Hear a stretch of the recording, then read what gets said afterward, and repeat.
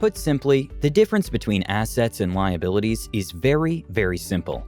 Assets are things that put money in your pocket. Liabilities are things that take money out of your pocket. It's obvious that your goal is to acquire as many assets as possible and as little liabilities as possible. In this video, I'm going to teach you the difference between assets and liabilities in more detail. And then, I'm going to tell you how to acquire more assets and acquire less liabilities. The difference.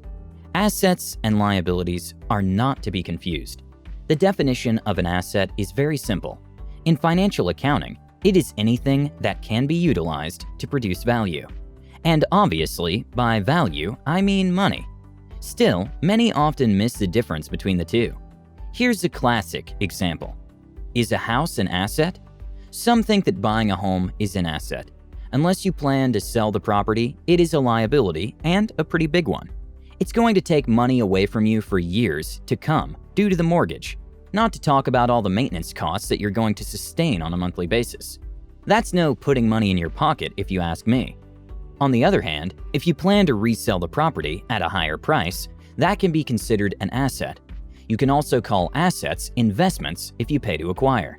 Why? Because investments are anything that can bring a measurable return on an initial payment. For example, acquiring stocks or shares and bonds is acquiring assets because they will generate money for you via dividends, or you can resell them and generate profits through capital gains. We'll explain that later. Is a car an asset? Another interesting one is a car. If you buy a car, the price goes down tremendously the moment you buy it. Used cars are worth extremely less than new cars, so it would be foolish to consider them assets, right? Well, many still discuss this, arguing that since you can later resell the car, you can consider it an asset. In my world, a good asset also needs to generate profit. Something like a car that rapidly depreciates is not to be considered an asset. Whether you sell it 2 hours or 2 years after buying it, you will still not be profitable, because you won't sell it for a higher price. Obviously, there are some exceptions. There are historic cars or collectible cars that can raise in value. We're not talking about those rare cases. We're talking about what most people buy, which is a day-to-day car to drive for personal purposes. Difference between tangible and intangible assets. This one is very easy. Tangible assets are physical. You can touch and interact with them. Some examples are land, property, equipment, cash, inventory, and so on. Intangible assets are assets that you cannot touch. They aren't physical. Some examples are brands, patents, copyrights, and so on. Financial versus real assets. Those are often confused and not separated. People just lump together real and financial and tangible assets like they're the same thing and bring the same profit. But that's not how it works in reality. Simply put, real assets have an intrinsic value. The intrinsic value is the real value of an asset without any market influence, which is why they're called real assets. Financial assets use the market trading price to define their value, which means you could more easily end up paying for something more than it's actually worth, which isn't good because you'll lose money, which is also why people like Warren Buffett talk a lot about finding out the intrinsic value of a company, so that you know if a stock costs more than its real value. If the market price is lower than the intrinsic value, you will very likely find a profit in the future when the market price will come close to or exceed intrinsic value. Financial assets, on the other hand, derive their value from contractual claims. 2 examples are stocks and bonds, which I will explain shortly, and they're considered tangible assets. Amongst them, financial assets are easier to convert into cash. Assets like real estate and commodities are harder to cash in on. The mother of all assets. Stocks. If you don't know how they work, I'm going to make it so simple that you're 100% going to understand them by the end of this video. Stocks are the most well-known assets, and they have huge potential for those that know how to invest in them. What are they? Stocks, also called shares, are a fraction of a company. When you buy a stock, you basically buy a very small percentage of that company. Imagine having a house, and you can come and buy 1 brick. You're entitled to that brick, and you're part of the household because you own that brick. Now, why in the world would you want to own a brick? Give me a minute and I'll get there. First, I need you to understand that when you buy a stock, you're basically becoming an associate to that company. If you own enough shares, which means you own a bigger slice of the company, you could also have voting rights when the company makes important decisions. 2 ways to make money with stocks. There are 2 ways mainly to make a profit with stocks. The first, which is the most common, is capital gain. This means that you buy a stock and you wait for its price to go up and then you sell it. For example, you might buy a stock for $5 and then sell it for $7. You would make a profit of $2 and you're good to go. Do prices only go up? No, they fluctuate. That's what all the graphs represent. Prices can go up and down depending on demand and supply of the market. The more demand a stock has, the more it will cost. So if you think that a stock will grow in demand in the future, you should buy it because it's going to rise in value, which means you will be able to sell it for a higher price. However, you should be careful. If your predictions are wrong and the price doesn't go up but down, you will lose money. Many consider this a gamble, but if you know what you're doing and you evaluate the companies that you buy, you should make money most of the time. The second way to make money with stocks is with dividends, which are issued yearly, quarterly, or semi-annually, twice a year. Dividends are the equivalent of your ownership in that company.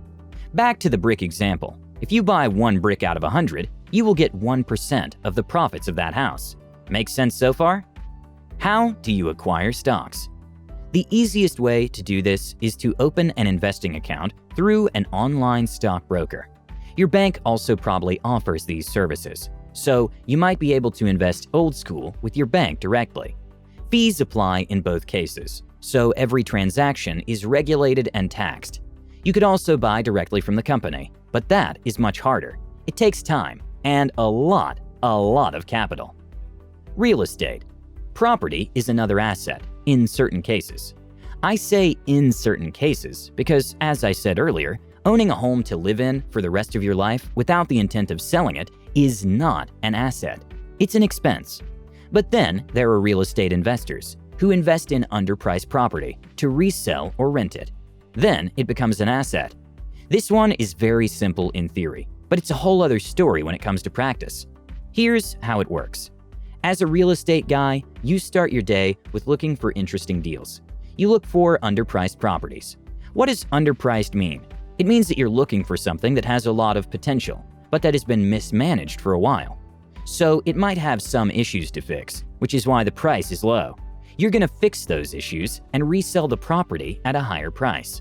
By fixing issues, I mean doing anything that will bring up the price of the property, like remodernizing it, repainting it, or adding furniture.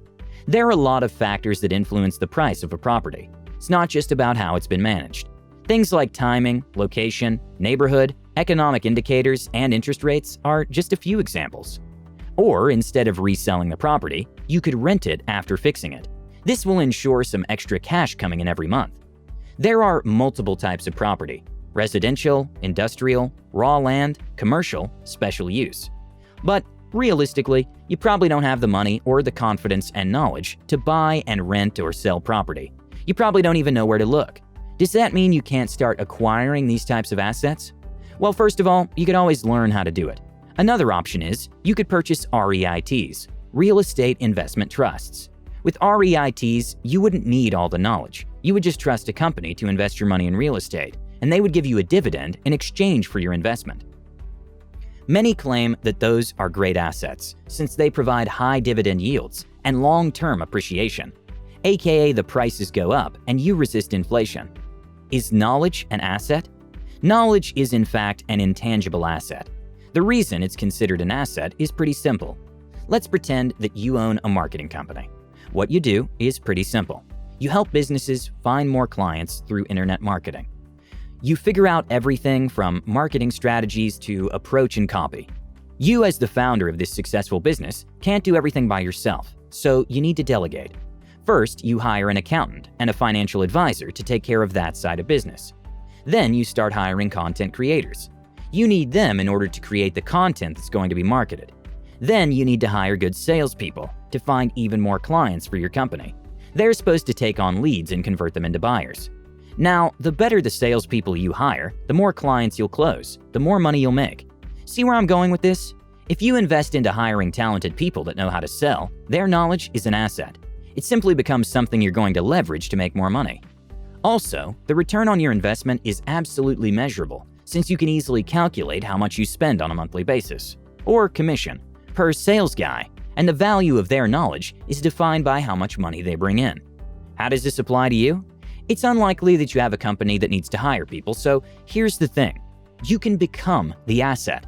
If you learn a valuable skill that you know entrepreneurs need to grow their business, learning is key, and the better your knowledge becomes, the more you'll be paid for it. Now you need to watch this. How to make money work for you. 10 money secrets you won't learn in school. Well, that's it for the video, guys. I hope you enjoyed it and found value in it.